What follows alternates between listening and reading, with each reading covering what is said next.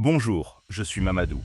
Aujourd'hui, je vous emmène pour le 5e et avant-dernier épisode de l'épopée du guerrier et roi mandingue Soundiata Keita.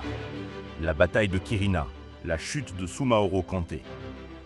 Les années d'exil ont transformé Soundiata. L'enfant fragile est devenu un chef, un stratège, un guerrier respecté. Mais au fond de lui, une promesse brûle toujours, celle de libérer le Mandé.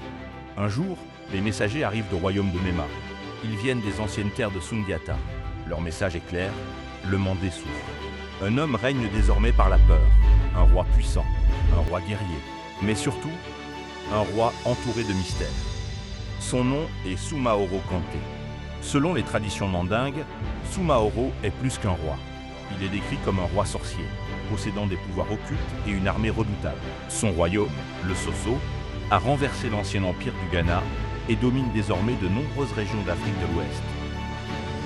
Sous le règne de Soumaoro, les peuples du Mandé vivent dans la peur. Les chefs locaux ont été vaincus.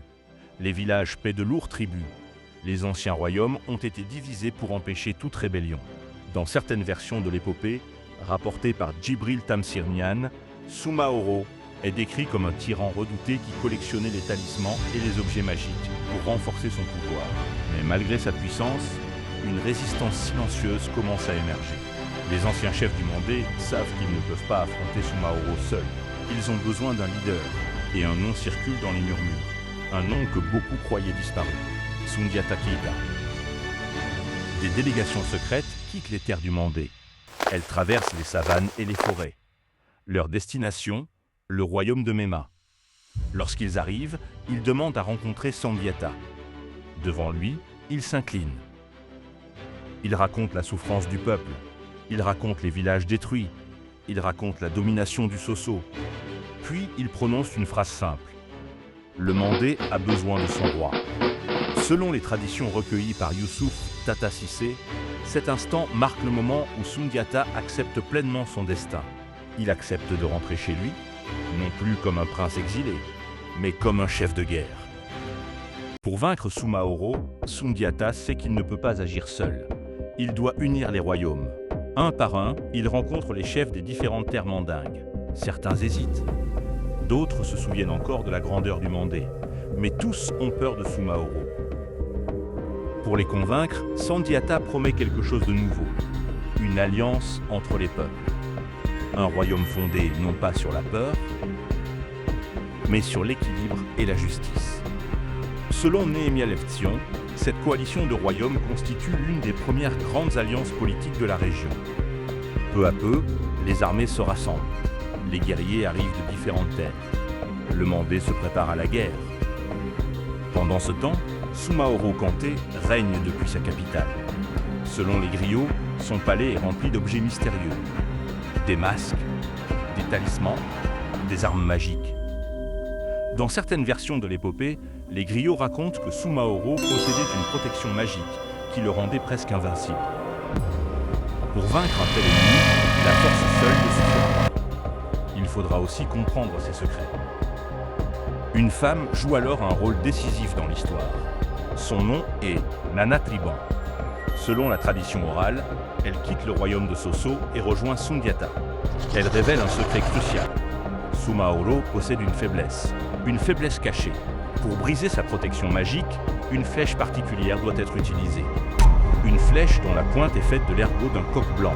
Cette révélation change tout. Soundiata prépare désormais la bataille finale. Les armées du Mandé avancent.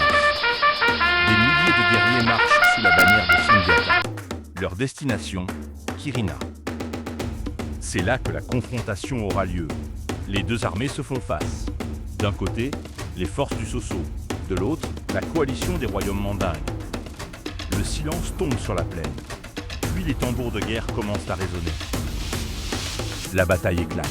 Les chevaux galopent. Les lances s'entrechoquent. Les guerriers crient leur chant de guerre.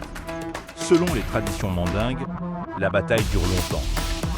Soumaoro se bat avec férocité. Sa présence sur le champ de bataille inspire la peur. Mais Soundiata reste calme. Il attend le bon moment. Puis il tire la flèche spéciale. La flèche qui brise la protection magique. Soumaoro est touché. Et pour la première fois, Après la blessure magique, l'armée du Soso commence à perdre confiance. La légende de l'invincibilité de Sumaoro disparaît. La bataille tourne. Les guerriers du Mandé avancent. Finalement, Sumaoro fuit le champ de bataille. Selon certaines versions de l'épopée, il disparaît dans les montagnes. Et on ne le reverra jamais. La bataille de Quirina marque la fin de son empire. La victoire de Quirina change l'histoire de l'Afrique de l'Ouest. Sundiata devient le nouveau souverain du Mandé. Mais il ne veut pas seulement régner, il veut construire un nouvel ordre, un empire.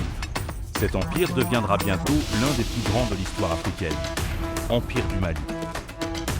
Et dans la prochaine étape de l'histoire, Sundiata convoquera une grande assemblée. Une assemblée qui établira les lois du nouvel empire. Des lois connues aujourd'hui sous le nom de la Charte du Mandé. Je m'appelle Mamadou et je vous donne rendez-vous pour un autre épisode de Afro Libre Influent. À bientôt.